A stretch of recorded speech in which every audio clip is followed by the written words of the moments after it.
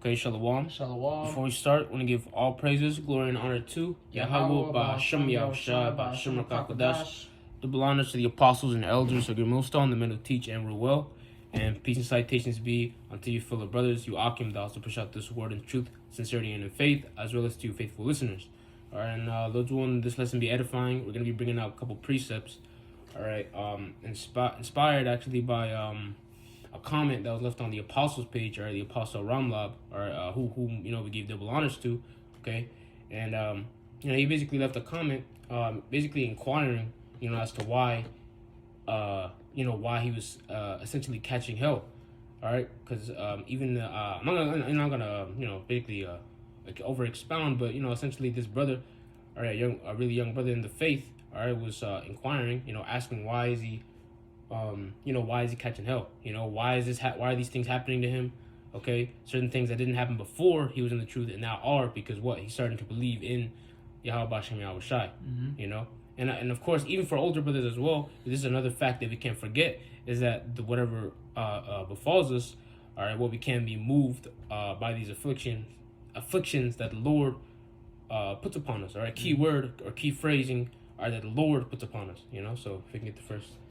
First Peter 5 verse 9, whom resist steadfast in the faith, knowing that the same afflictions are accomplished in your brethren that are in the world. Yeah, and if you go into that word steadfast in the Adam Online Dictionary, all right, it essentially means unmovable or firmness. Okay, meaning what? So essentially, you cannot be moved, literally. Okay, now is that physically?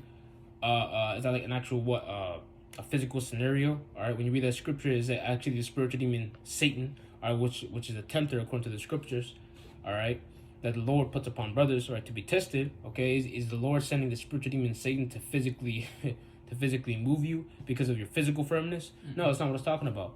All right, it's all spiritual first and foremost. It's all mental.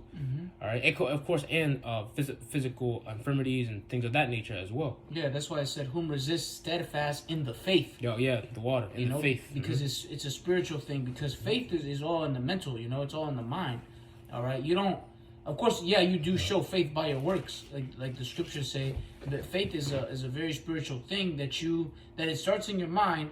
All right, once it's in your mind, actions follow. So, if you're knocked off your pivot, the actions are going to follow too, But it all happens in the mind, man. It's all spiritual first, Yeah, if you can jump to verse prior, yeah. Yeah, 1 Peter 5, and jumping backwards to verse 8, it says, be sober, be vigilant, because your adversary, the devil, as a roaring lion, walketh about, seeking whom he may devour. Yeah, all right, and of course, the Lord, he sends the spiritual demon Satan, to mess with brothers, especially when they first fresh out of the water, so to speak. All right, but brothers that just have now seen the ways of truth, essentially. All right, and all right, still tempting and messing with brothers, older brothers in the faith. All right, heck, even the apostles and elders, man, we still go through trials and tribulations daily. All right, and that's why the Lord said to constantly endure in Sirach, the 2nd chapter. All right. But harkening on to the point, actually, in verse, what was the first precept? Verse 8? Verse 9 was the first one we read. So verse 9, all right, it said that also, to your brethren that are in the world, man. The same afflictions accomplished in your brethren. This is the same afflictions, okay? Because although, actually, if you can get it, it's in one of the scriptures, okay? The diverse temptations, all right, the many temptations that the Lord sends upon Akim, okay? It's all diverse. It's all different, sure. But guess what? It's really the Lord is looking for the same outcome. Is he able to keep his integrity and his faith upon me? Talking about what? Yahweh Ba'Hashem Yahushai. All right, so we can get it. I think it's in James. Yeah, James chapter 1, 2. So like James 1 and 2. My brethren, count it all joy when you fall into diverse temptations. If I can say, like this is in Sirach 2. Take it cheerfully. Of course that's not literal. We're not gonna, click your heels. Yeah, you're not gonna jump up and click your heels and enjoy the hell. But essentially, the reason why you need to count it all joy, and be joyful is because we're partakers of Hamashiach's sufferings, Yahushai's sufferings, man. All right, because now that's your evidence, so to speak, that the Lord is trying you and has accepted you as a son of His, man.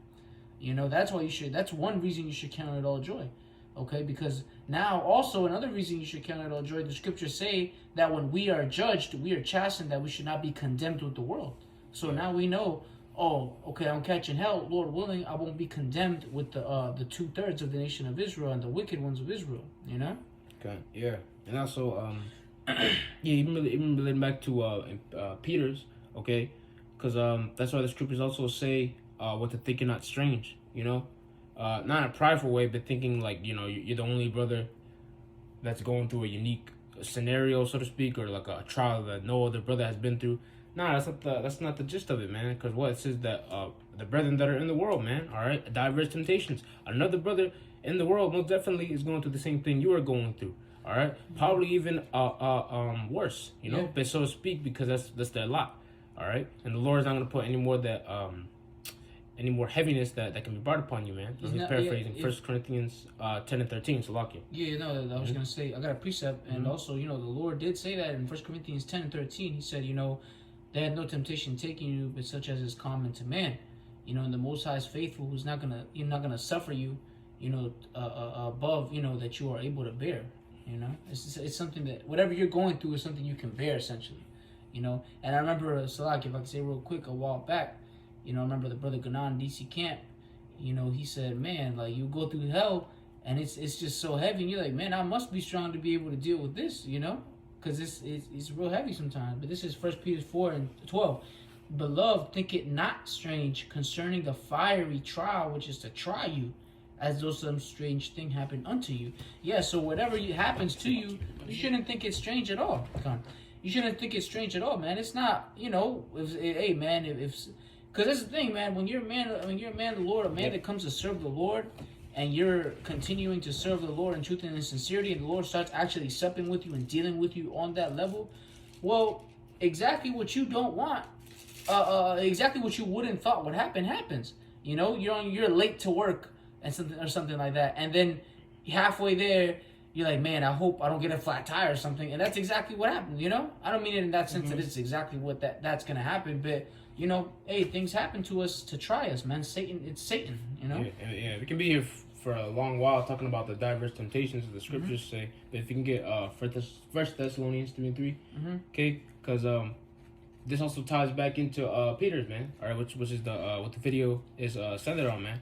All right, so not only don't think it, you know, take heed, all right, and basically know that in the future, you know, whenever you go through your temptations, don't think it's strange, all right, and most importantly, you know, don't be moved, all right. Yeah, 1 Thessalonians 3 and 3, that no man should be moved by these afflictions, for yourselves know that we are appointed thereunto. Yeah, man. All right. So with that understanding, you know that you're supposed to. It's like you don't, with that understanding, know that you're supposed to be, whatever you're going through, all right, the understanding, well, it's basically going to, really, it also helps you, all right, because you know and you understand, all right, I have to go through these things, all right, just like what, just like Yahweh Shai, all right, it's like how the scriptures say, arm yourself likewise with the same mind, because Yahweh Shai knew what he had to go through, and guess what, so do you, all right, because brothers have told you, and the scriptures, Scriptures tell you. Exactly. That's literally the point. The scriptures even say count the cost. You know. The scriptures even say count the cost, man. If you're able to build, you know. And I remember there's a Quan Kasab said like you really don't get a chance to, you kind of just jump in and you know you start to do it then, so to speak. Which scripture you want next? You want Philippians? After Thessalonians, yep. Okay, so this is the book of Philippians, chapter 1. Salakia, skipped over. Let's lock all up. Okay. Yeah. Philippians chapter 1 verse 29, and it reads, for unto you it is given in the behalf of Yahweh Shai, not only to believe on him, but also to suffer for his sake. Yeah, man. You see that? It says for Yahweh Shai's sake. All right. So we go through persecution. All right, on right now on a low level, but soon to come, it's gonna ramp up. Okay, and for Yahweh Shai's sake, we preach the word. All right, in season and out of season. All right, and guess what? Behind closed doors, after you're out there offering your body as a living sacrifice. All right, it says you have to suffer for his sake. All right, you sacrifice. You owe your time to the Lord for His sake. All right, and also teaching what the believers of Him, man. All right, feeding His lambs. All right, and all those things. All right, behind closed doors when brothers when you're not with Akim. All right, guess what? The Lord is testing you. You know, are you really who you say you are? Do you really believe in Yahweh Shai? You know, Yahweh Bashem Yahweh Shai. Do you believe that Lord's willing through your works and through faith that you're gonna be saved? You know, so throughout all the days and weeks, months and years, we're tested. All right, day by day. Okay, and you know, for you young brothers as well. All right, whatever you go through, guess what? The Lord appointed whatsoever trial that's befallen on you. All right, it was of the Lord. Yeah, it's your cross to carry. Yeah, so I'm gonna get this as well. This is Isaiah 43:10. It says, "Behold, I have refined thee, but not with silver. I have chosen thee in the furnace of affliction." All right, and just like the scriptures say, many are called, but few are chosen. All right, many are called, catch hell, but guess what? There's that scary chance that he may not be a chosen. All right, one of the chosen ones. And guess what that means? That means that he wasn't able to, like the brother said, carry his cross. All right, it's a cross that you have to bear. All right, and the key point there said, "Well, I have chosen thee in the furnace of affliction." And like we brought it out, basically the whole gist of the video in that precept in Peter's. All right, if this is the same afflictions that your brethren go through, all right, you shouldn't be moved by it. It said what to be steadfast in the faith, and we brought that out in with the Thessalonians. What that you shouldn't be moved. All right, those don't coincide, man. Being moved and then being steadfast, you know, that doesn't make any sense. Steadfast, what? Being movable in the faith, and what in Thessalonians, you got to be knowing that you have that strength. You shouldn't be You shouldn't be moved, or in other words, you shouldn't be overtaken. All right, by the many trials and tribulations that the Lord puts upon you, man. You know. So you got any more precepts?